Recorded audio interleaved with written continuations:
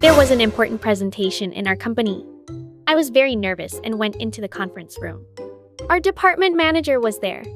He was wearing AirPods on. But before the meeting started, he seems that wanted to sneeze.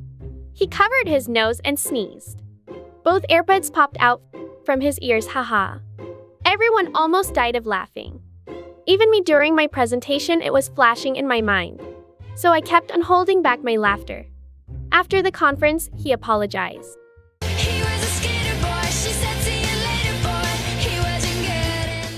I said it's fine because I've got physiological phenomenon. Suddenly he sneezed again. So I laughed out loud, ha ha ha.